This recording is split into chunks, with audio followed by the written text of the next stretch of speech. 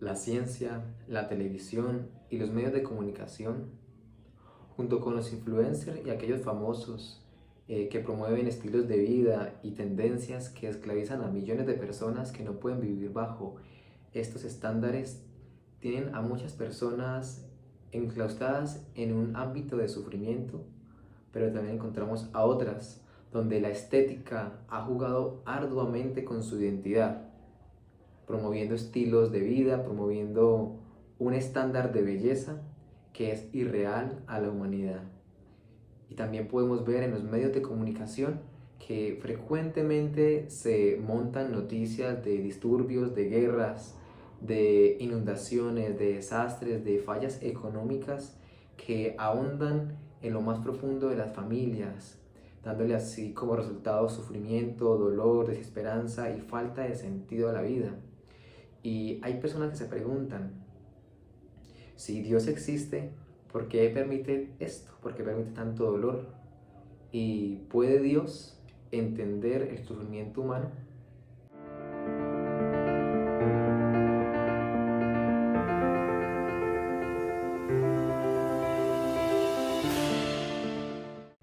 Un saludo para todos. Mi nombre es Sebastián Olmos. Esto es Livinghood, un programa que tiene como objetivo promover salud y bienestar en todos los ámbitos de forma integral. En el día de hoy tendremos un tema relacionado acerca de la humanidad y la divinidad. Tiene como título El lenguaje de la humanidad. Y anteriormente terminamos con una pregunta que decía, ¿puede Dios entender el sufrimiento humano?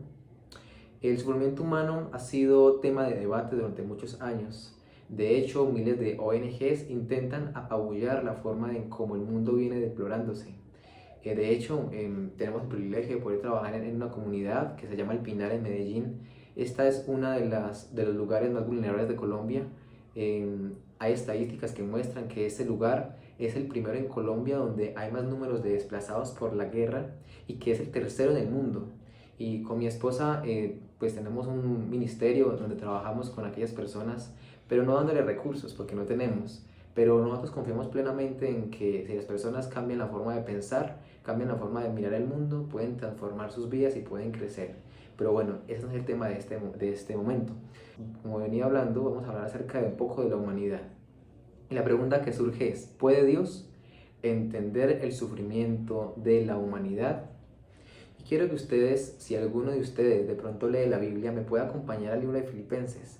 Quiero que vamos a estar aquí desglosando un poco de los atributos de Dios y un significado interesante de cómo Dios puede entender el sufrimiento de la humanidad y cómo Dios se humanizó, porque si una persona no se humaniza, no puede entender la otra. Por ejemplo, una persona que es alcohólica y de pronto ya está sobria, ella sabe qué es el alcoholismo y puede compartir su experiencia con otra persona para que ella pueda salir de eso. Pero Jesús hizo algo más. Dios, el Dios del universo, hizo algo mucho más interesante. Y quiero que usted pueda leer esto que dicen en el libro de Filipenses, el capítulo 2, el versículo 6 y 7 dice, el cual siendo en forma de Dios, no estimó el ser igual a Dios como cosa a que aferrarse, sino que se despojó a sí mismo tomando forma de siervo, hecho semejante a los hombres. Hecho semejante a los hombres. Quiero poner esto, pues, antes de seguir hablando, quiero que usted pueda entender algo. La palabra Dios, cuando habla en la Biblia, Dios lo habla en el término plural. Dios en la Santa Trinidad, Padre, Hijo y Espíritu Santo, muestra tres personas de la Trinidad, ¿cierto? En un inicio, cuando podemos ver antes de la caída del hombre, había un factor interesante en todo el universo. Hay una persona de la cual casi nunca se habla, pero la cual es la raíz de todo el sufrimiento de la humanidad y es Luzbel o luz de la mañana, como lo llamaban anteriormente. Resulta que Satanás vivía en el cielo junto con Dios, con la Trinidad. Él estaba el Padre, el Hijo y el Espíritu Santo y luego seguía Satanás. Satanás tenía una facultad de poder impartir todo lo que venía de parte de Dios a todas las huestes angélicas. Entonces Satanás, al ver que tenía poder, empezó con ese deseo de usurpar lo que era Jesús, usurpar la posición de Dios. Pero el problema realmente de Satanás siempre ha sido con la posición de Jesús. Jesús tiene una característica muy interesante. Jesús siempre le ha gustado permanecer con sus criaturas. Jesús siempre le ha gustado estar y ser uno con su humanidad, ser uno con todos sus seres. Y resulta que a Jesús le gustaba pasar mucho tiempo con los ángeles. Cuando podemos mirar el Edén también, podemos ver que Jesús estaba con Adán y Eva y le gustaba compartir con ellos. Y Jesús siempre ha deseado, y el sueño de Dios y de toda la Trinidad ha sido poder morar en consorcio con el ser humano.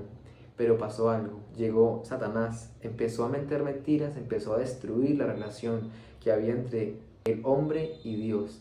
Y aquí fue donde empezó todo el sufrimiento. Jesucristo es Dios.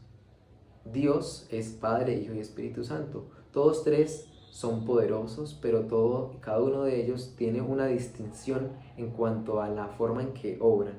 Ninguno es más que el otro, sino que cada uno de ellos tiene una posición especial y una misión especial, como todo en el universo. Recuerde que el corazón no puede ser cerebro, y aunque ni el corazón ni el cerebro son más, los dos en consorcio pueden trabajar juntos. Así más o menos trabaja Dios, así más o menos es lo que es el universo. Pero resulta que Jesús dice que él, siendo igual a Dios, Padre y Espíritu Santo, no estimó esto como cosa a que aferrarse, sino que vino a la tierra y se hizo humano. En el cielo y en el universo hay muchas naturalezas. De entre esas naturalezas encontramos la naturaleza de Dios, encontramos la naturaleza angelical y encontramos la naturaleza humana. Jesús tenía la naturaleza inicialmente divina, pero Jesús también tomó la forma humana y empezó a humanizarse. Quiero compartir con ustedes un escrito que se encuentra en Servicio Cristiano que dice: Cristo se humilló a fin de poder alcanzar a la humanidad. Se necesitaba un Salvador a la vez divino y humano para traer salvación al mundo y a los hombres y a las mujeres. Ha sido confiado el sagrado cometido de dar a conocer la inescrutable riqueza de Jesús. La mayoría de cristianos hablamos mucho de Jesús, porque Jesús es alguien increíble. No solamente se bajó de su trono, sino que se hizo uno con su humanidad. Generalmente cuando ustedes vemos a Dios de una forma un poquito separada a la humanidad. Durante muchos años en el mundo cristiano se ha promovido de pronto la omnipotencia de Dios y su poder, ¿cierto? Y nos hemos acostumbrado a ver a Dios allá lejano, como en un trono celestial donde Él está solamente esperando a que usted se equivoque para juzgarlo, o a que usted haga algo malo para enjuiciarlo. De alguna forma esta imagen de Dios se ha venido postergando y se ha venido transmitiendo en todo el entorno cristiano. Pero pasa algo, esta imagen de Dios es cerrada al Dios de la Biblia, porque cuando vemos al Dios de la Biblia, Jesús nació. Y vamos a mirar en dónde nació Jesús. Si ustedes van a los evangelios, Mateo, Lucas, Juan o alguno de ellos, podemos ver de que Jesús nació en un pesebre. Y yo no sé si ustedes se logran imaginar qué es un pesebre, pero hablándolo en palabras coloquiales, una pesebrera es el lugar donde están las vacas, donde están los caballos, los carneros y todos estos animales. Generalmente estos lugares no son lugares limpios, son lugares muy sucios. Y la pregunta es, ¿por qué Dios decidió nacer primero de una joven entre un promedio de 17 a 18 y 19 años? Además de eso, extranjero, fugitivo, y no siendo más así, nació ¿en dónde? En una pesebrera. ¿Y saben por qué Jesús decidió nacer en una pesebrera? Porque Él quiere y deseaba entender a cabalidad qué es lo que vive todo ser humano. Jesús supo qué es tener un Padre Celestial y vivir con una madre. Jesús supo qué fue la pobreza. Es imposible que una persona pueda decir, yo sé qué está pasando usted, cuando nunca ha pasado por una experiencia similar a ella. Jesús se humanó con el objetivo de poder entender y redimir a las personas. Ustedes saben que más o menos el 90% de toda la humanidad no gozamos de buenos ingresos económicos, no gozamos de una vida, por decir, cómoda. La mayoría de personas en el mundo tienen una vida desacomodada. Muchos son refugiados, muchos son desplazados, muchos son huérfanos, muchos son abusados, muchos son traicionados. Y muchas de las personas que en este momento están aquí escuchando este mensaje han vivido dificultades difíciles en la vida, que uno dice, uy, Han sido complicadas esas situaciones, pero mire que Jesús las vivió con deseo de poder entenderlo a usted y entenderme a mí. Jesús tiene la capacidad de saber qué es la pobreza, porque de hecho en los evangelios dice, los zorros tienen cuevas, los pájaros tienen nidos, pero el Hijo del Hombre no tiene en dónde recostar su cabeza. Y mientras analizaba ese versículo de los evangelios me ponía a mirar y realmente Jesús no tenía nada, porque cuando Jesús tomó la decisión de venir a esta tierra, tomó la decisión de renunciar a todo. Aunque él tenía el poder de poderlo recobrar, pero él decidió hacerse pobre para poder entender a la persona pobre. Él decidió hacerse huérfano para poder entender al huérfano. Él decidió y se dejó que fuera abusado para entender a la persona que es abusada. Hay una parte muy interesante en la vida de Jesús también que me ha impactado, y es que cuando Jesús empezó su ministerio, los mayores opositores para su ministerio no solamente fueron los judíos. Hay un círculo que debería ser el círculo donde nosotros crecemos, donde nosotros nos desarrollamos, pero cuando ese círculo no es muy positivo, se forma como el ancla para uno crecer, y ese círculo es el círculo de la familia. Ustedes saben que la familia es, por decir así, la célula de todo el mundo. O sea, de la familia todo el mundo tiene contacto con una familia. Pero dice que los hermanos o hermanastros de Jesús, incluso su propia madre María, dudaban de la misión de él mismo. Interesante. Yo no sé si a usted le ha pasado esto, en que su misma familia, sus mismos padres, sus mismos hermanos duden de que usted puede hacer algo, duden de que usted puede salir adelante. Bueno, Jesús lo experimentó. Jesús sabe es que a su propia familia incluso lo denominaran como loco. Dicen, muchos le decían a María y a los hermanos, persuadan a Jesús para que deje de hacer esa obra que está haciendo. Y yo no sé si usted en algún momento ha sido avergonzado de parte de su familia, o de pronto su familia lo ha avergonzado a usted. Pero generalmente cuando uno no cumple los estándares de la familia y de pronto uno va por un camino que no es el por donde todos van, no es por donde todo mundo camina, eso tiende a generar discordia en la familia. Eso empieza a generar como cierta vergüenza o cierto prejuicio en la familia. De hecho, hemos tenido algunos casos donde por lo menos toda la familia es una familia muy articulada, pero de pronto en la familia salió alguien que estaba fuera de sus cabales. Y generalmente las personas tratan de ignorar a esa persona que no pareciera que no hiciera parte de esa familia. Bueno, con Cristo pasó eso. Cristo puede entender perfectamente qué es tener su familia encima, no creyendo en que Él pueda hacer algo. Jesús lo experimentó. Quiero que sigamos leyendo el versículo que veníamos leyendo. Y dice así.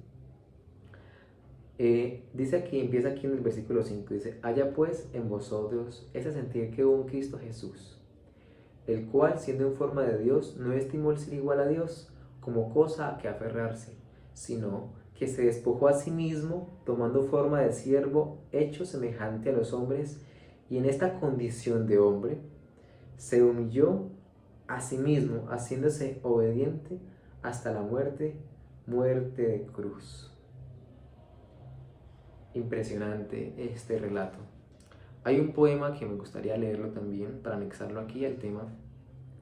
Es un poema que se encuentra en un libro de un hombre que se llama Forsyth. Dice, el libro se llama La Cruz de Cristo. El poema se llama El Gran Silencio. Y quiero que le ponga cuidado a cada etapa de este poema porque es demasiado profundo. Dice, en el fin del tiempo, millones de personas fueron esparcidas en una gran planicie frente al trono de Dios. La mayoría se contrariaba hacia atrás debido a la gran luz resplandeciente frente a ellos. Pero algunos grupos cerca de él hablaban vehemente, no con vergüenza ni humildad, sino con hostilidad, y decían, ¿puede Dios juzgarnos? ¿Cómo puede saber acerca del sufrimiento? Rumoró un joven de piel oscura. Levantó su mano para poder mostrar un tatuaje con el cual se le había marcado en un campo de concentración nazi. Nosotros pasamos terrores, palizas, torturas y muertes. En otro grupo, un joven afroamericano bajó su collar. ¿Qué con respecto a esto?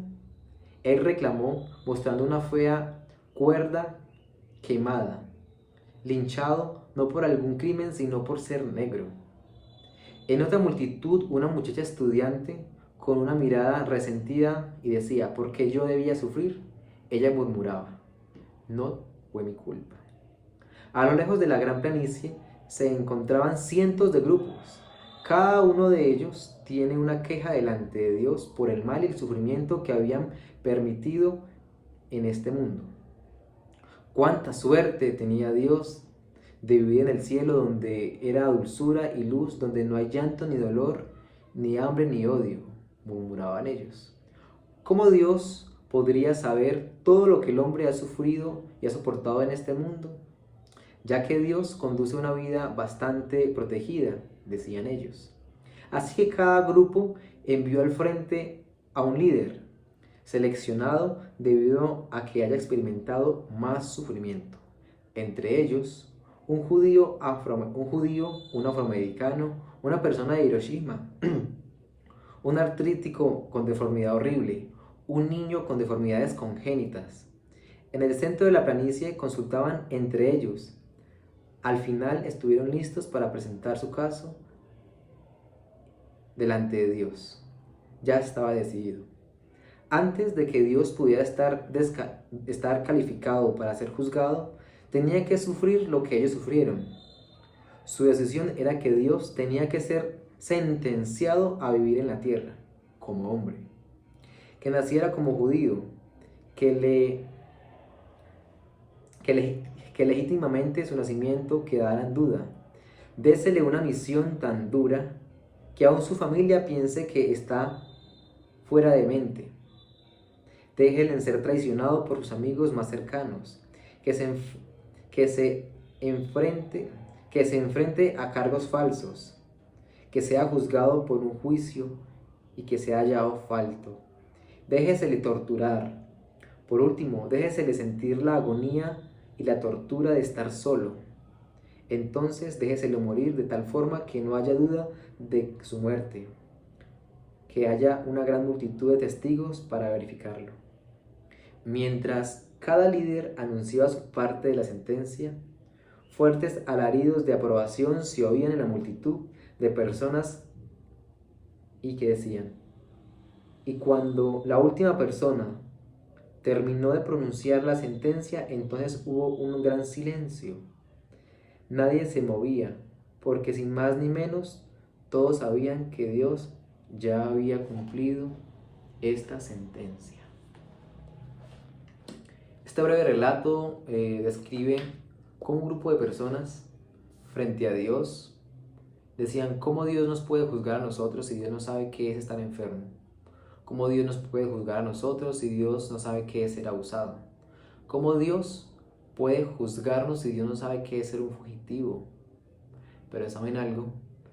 Como veníamos mencionando anteriormente, Dios tomó la forma de hombre y cada rasgo que se mencionó aquí, Dios lo vivió.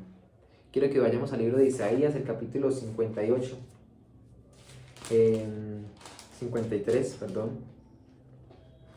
para ir finalizando, y dice 53,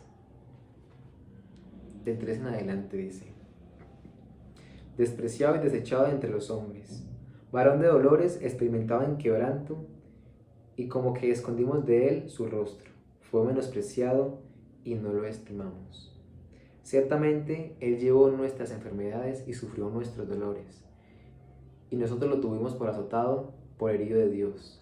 Mas el herido fue por nuestra rebelión, molido por nuestros pecados. El castigo de nuestra paz fue sobre él, y por sus llagas fuimos nosotros curados. Cuando hablamos del lenguaje de la humanidad, hay algo que todo mundo debe de aceptar, y es que de alguna u otra forma todos hemos experimentado un momento de quebranto, un momento de desesperación, un momento de lagunas mentales y espirituales de soledad. Y a veces nos preguntamos, ¿por qué me está pasando esto? ¿Por qué, aunque a veces soy justo, por qué tengo que sufrir? Pero ¿sabe algo? Hubo un ser que que a veces nosotros ignoramos constantemente y pensamos que es una fantasía. Ese ser se llama Jesús, que tomó la decisión de bajar del cielo y lo tomó de forma voluntaria porque él tenía todo y pudo haber decidido no haber venido aquí a este mundo, pero él decidió venir con el deseo de poder reunir a todo el mundo como su familia, podernos redimir, poder sanar nuestro corazón y podernos llevar a una vida mejor. ¿Sabe? Hay una realidad bíblica que dice que cuando Cristo vino a salvar a todo el mundo, pero hay otra realidad y es que Dios le dio libre albedrío a todos los seres humanos. Cada persona que sufre en esta tierra, cada persona que circunda esta tierra, tiene la capacidad de decidir su destino, tiene la capacidad de decidir su vida. La mayoría de cosas que usted y yo hemos vivido hasta hoy son el resultado no de la vida que nos tocó, sino que son el resultado de la vida que usted y yo hemos elegido. Ahorita yo le quiero preguntar algo. ¿Cuál es el rumbo de vida que quiere tener usted? ¿Y qué quiere elegir usted con respecto a este asunto de la salvación? Jesús vino y es real. Hay muchos registros que muestran de que Jesús vino y pasó por esta tierra. Pero ¿sabe algo? Hay mucha gente y muchos movimientos que intentan apabullar y pensar de que Dios no existe, de que Dios es una fantasía, de que todo lo que está en la Biblia es un relato que no tiene fuerza. Pero ¿sabe algo? Dios es real. Él tiene el poder de poder sacarlo del lugar donde está y llevarlo al lugar donde Dios quiere que esté. Y ese lugar, ¿sabe cuál es? Es junto de su corazón. Y le pregunto, ¿por qué va a decidir usted hoy? ¿Va a decidir por la vida, por la amargura, por el dolor? ¿O va a decidir y pensar en este Dios que tiene la oportunidad? Y va a decidir por este Dios que le está extendiendo la mano hoy y cada día ruega a su corazón para que usted vuelva a Él. Hay muchas cosas en la Biblia que son muy interesantes. Jesús dijo, no te pido que le saques del mundo, pero te pido que los guardes de él. Jesús no prometió que no iba a haber sufrimiento en la tierra, porque Jesús mismo siendo Dios, sufrió en la tierra. Así que Dios no ha prometido eso, pero Él se ha prometido algo. Es que va a estar con nosotros en medio de cada dificultad que vamos a afrontar en esta tierra. Y no siendo así, dice que al que venciere, heredará la corona eterna. ¿Sí? Dios tiene algo para nosotros. Y aunque a veces miremos el mundo y pareciera que esto no es real, Dios es real. Quiero finalizar con este versículo, la verdad que me ha gustado mucho. Segunda de Pedro, el capítulo 3, el versículo 9 dice, el Señor no tardará su promesa según algunos la tienen por tardanza, sino que Él es paciente para con nosotros, no queriendo que ninguno perezca, sino que todos procedamos al arrepentimiento. ¿Sabe? Dios es algo fascinante. Yo siempre hablo acerca de algo y es que no se deje engañar o no permita que el mundo le diga quién es Dios. Dese la oportunidad a usted mismo de conocer quién es Dios. Cuando usted conoce a Dios en esencia, en profundidad, usted se va a dar cuenta que en Él hay una riqueza, que no hay nada en este mundo que lo pueda suplir. Y Él quiere que usted y yo podamos vivir cerca de Él y que empecemos a vivir la eternidad, no allá en el cielo, que empecemos a vivir la eternidad aquí en esta tierra. A través de Jesús hay posibilidades de poder vivir una vida de gozo, de alegría, de esfuerzo, y aunque el sufrimiento y el dolor van a estar por ahí rondando, tenemos su promesa de que Él va a estar ahí para ayudarnos. Quiero que esta semana usted pueda reflexionar acerca de esas palabras. Jesús, Dios, lo ama, me ama a mí también, y quiere que usted en esta semana se dé la oportunidad de mirarlos. Dios nos dio la facultad de libre albedrío y usted puede decidir cuál va a ser esa decisión.